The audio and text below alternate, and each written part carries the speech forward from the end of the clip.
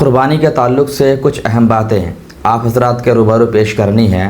लिहाजा गुजारिश यह है कि पहले इस वीडियो को पूरा ज़रूर देखें, क्योंकि ये बातें बहुत ही इंफॉर्मेटिव और ज़रूरी होने वाली है। और गुजारिश यह है कि इस वीडियो को खूब शेयर भी करें, ताकि क़ुरबानी से पहले हर एक बंदा मोमिन तक मेरी ये वीडियो पहुंच जाए और मेरा ये पैगाम उन तक पहुंच जाए।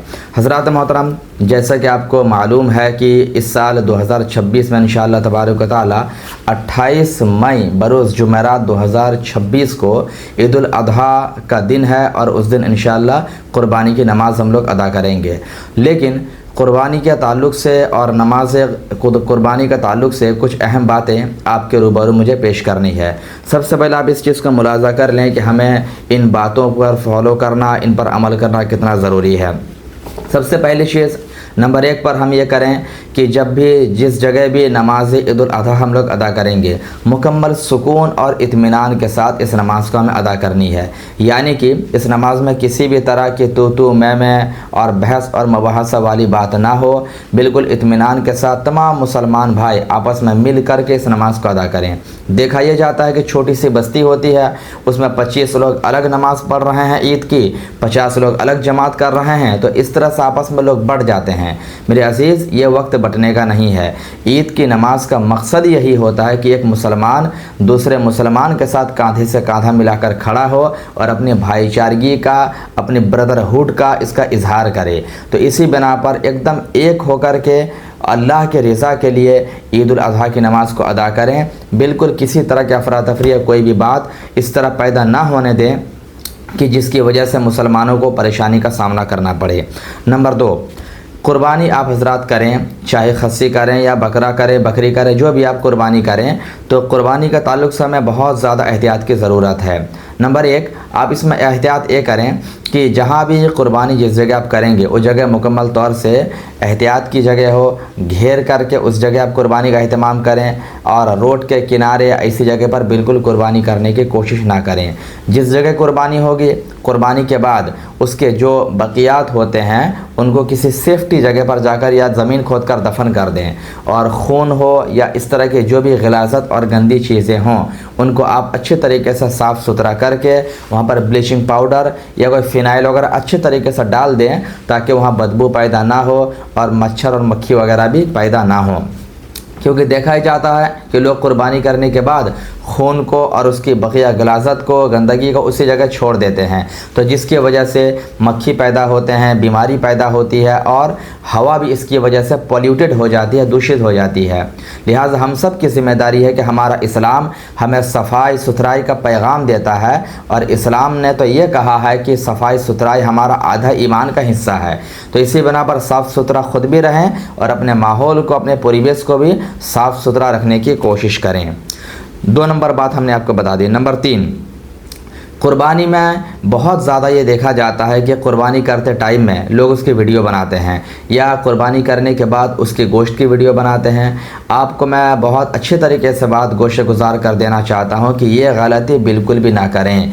आप क़ुरबानी का टाइम की वीडियो हो या गोश्त की वीडियो हो या जानवर की वीडियो हो, ये सब सोशल मीडिया पर बिल्कुल भी अपलोड ना करें। ख़ास करके फेसबुक है, इंस्टा है, यूट्यूब है, ऐसे प्लेटफॉर्म पर आप इसको बिल्कुल भी अपलोड ना करें। अब ख़ुद सोचें ना कि अपलोड करने का मकसद क्या है। मकसद ये है कि दुनिया के लोग देखें।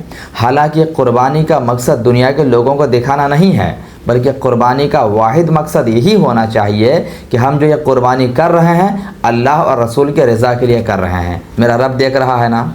अगर मेरा परवरदिगार आलम देख रहा है तो हमें किसी दुनिया के इंसान को दिखाने की ज़रूरत नहीं है, और जो काम दिखावे के लिए होता है उससे मेरा रब राज़ी भी नहीं होता है, और उस काम को अल्लाह जब कबूल ही नहीं करेगा तो हमें सवाब भी नहीं मिलेगा।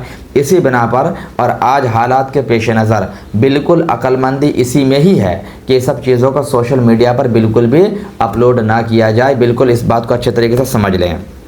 इसके अलावा एक बात और आपको अहम बता दूं। नंबर 4, 3 बातें हमने बताई। चौथे नंबर पर आप ये करें कि अगर किसी कपड़े पर खून लग गया हो तो ऐसे कपड़े को पहन करके बिल्कुल भी मार्केट ना जाएं, बाज़ार ना जाएं, बाइक ना चलाएं, कि बिल्कुल इधर उधर ना जाएं, बल्कि अगर किसी कपड़े पर खून लग के कपड़ा गंदा हो गया उस कपड़े को रख दिया जाए और दूसरा साफ़ सुथरा कपड़ा पहन करके आप मार्केट, बाज़ार या कहीं रिश्तेदार के जाना चाहें तो वहाँ पर आप जा सकते हैं।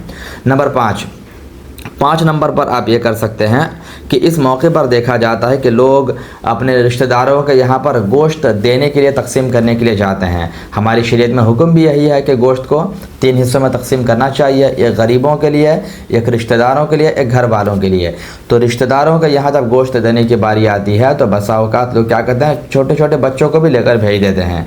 तो ऐसे मौके पर बाइक में हादसात भी बहुत ज़्यादा होते हैं और छोटे बच्चे उतने समझदारी भी नहीं रखते हैं। तो लिहाजा मैं गुजारिश करूंगा कि गोश्त लेकर छोटे बच्चों को बिल्कुल ना भेजा जाए, जो घर के बड़े लोग हैं उनको देकर भेजा जाए।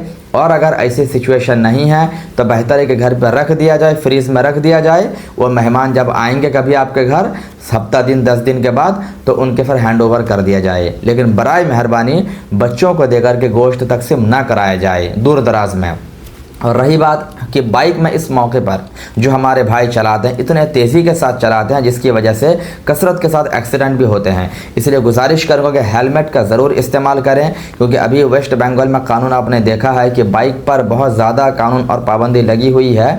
तो इसी बना पर बगैर हेलमेट के आप कहीं भी रोड पर बाइक को ना चलाएँ और छोटे जो हैं 18 साल के नीचे के वो भी बाइक बिल्कुल ना चलाएँ। तो ऐसे मौके पर कोशिश करें कि घर के बड़े हजरात जो हैं वही गोश्त तकसीम करने के लिए जाएँ। इनके अलावा एक अहम बात यह है कि आप के लिए सरकारी तौर पर जो भी गाइडलाइंस या कानून या पाबंदी बताई गई है जिस पर अमल हो सके, ऐसी चीज़ों को फॉलो करना हमारी जिम्मेदारी है। कानून को हाथ में लेना ये बिल्कुल भी अक्लमंदी की बात नहीं है। इसी में आफियत और भलाई है कि जहाँ तक हो सके हम इस पर अमल करने की कोशिश करें ताकि हम भी अमन व अमान में रहें और हमारा मुसलमान भाई भी अमन व अमान में रहे और हम सुकून और इत्मीनान के साथ अपने ईद के त्यौहार को अदा कर सकें और अपनी कुर्बानी रब की बारगाह में पेश कर सकें। तो खुसूसियत के साथ कुछ अहम बातें थी जो आपके रूबरू पेश करना बहुत ही ज़रूरी था। तो कुर्बानी से पहले इस वीडियो को खूब दूसरों तक शेयर करें ताकि हर किसी को मालूम हो कि हमें किस तरीके से कुर्बानी की नमाज़ अदा करनी है। बस अल्लाह पाक की बारगाह में दुआ है कि मौला हम सबों को अपनी रज़ा के लिए ईद की नमाज़ पढ़ने और कुर्बानी करने की तौफ़ीक़ अता फ़रमाए। बस इन्हीं बातों के साथ मैं अपनी गुफ्तगू ख़त्म करूँगा। अगर बोलने में कोई गलती, कोई कमी बेशी मुझसे हो गई है तो अल्लाह तबारक व तआला की बारगाह में हम तौबा करते हैं। अल्लाह हम सब के तौबा को अपनी बारगाह में कबूल फ़रमाए। अस्सलामु अलैकुम व रहमतुल्लाह।